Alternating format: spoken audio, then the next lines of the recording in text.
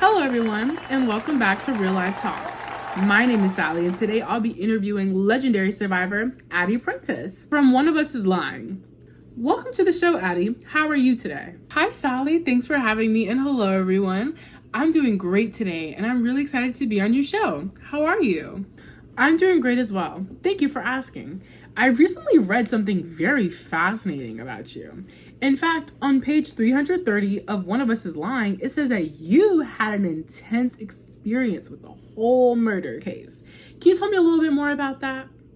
Absolutely.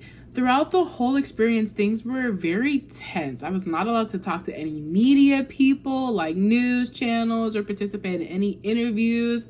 People from school treated me like I was a murderer. The Bayview police were interviewing me, Cooper, and Bronwyn, and Nate, like it was no tomorrow. I had to get a lawyer and everything. It was crazy. And why was that? Well, Sally, the police thought us kids had killed Simon Keller, which was not at all true. In fact, the four of us weren't even friends before this whole thing happened. Why did the police think that you guys did it? Because Simon and my ex-boyfriend Jake Riordan made this whole plan to frame me for Simon's death. There's a quote that really stuck with me from reading your story. It says, "Jake's a complete control freak." Can you elaborate on that for me, please? Jake is a complete control freak. He controlled our whole relationship, including what we did, what I wore, even who I talked to. He also controlled the whole situation with Simon and was blackmailing my friend Janae to help him frame me for the murder. Jake was also writing Tumblr articles like Simon when he created the whole about that, app.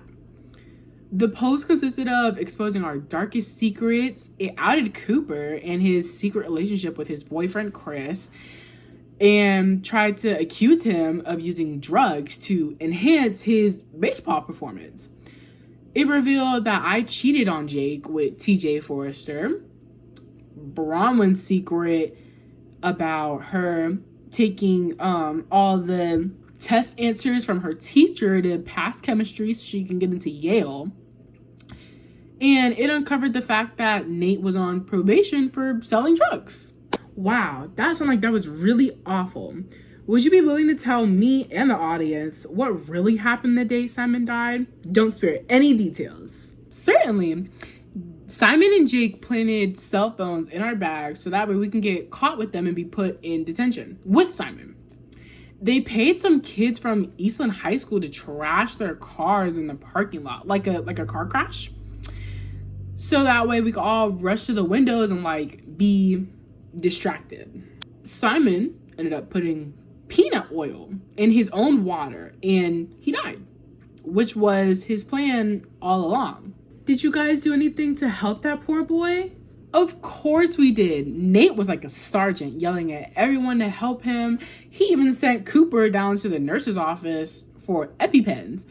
But of course they weren't there because that was their plan all along. But me and Bronwyn were just too stunned to really do anything. That sounds really horrifying to watch your classmate die. Yes, Sally, it was, but not as horrible as Jake chasing me in the woods trying to kill me.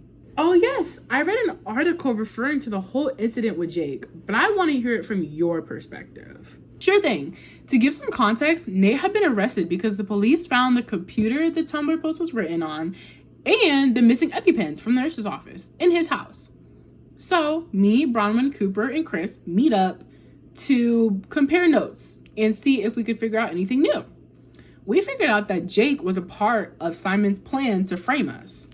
So I took it upon myself to ask Cooper to drive me to Janae's house so that way I could ask her if she knew anything. She revealed everything to me. Simon planned a suicide but made it look like a murder. And Jake recorded her talking about the plan and trying to stop it.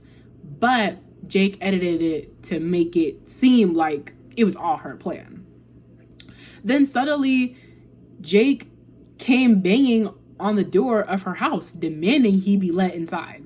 So I hid and recorded Jake and Janae's conversation, but accidentally made a noise and Jake heard it and started chasing after me. I ran into the woods trying to escape from him, but he caught up to me and he knocked me out and gave me a skull fracture. It was just really scary. Oh my goodness, that sounds terrifying. I'm so glad you're okay and well.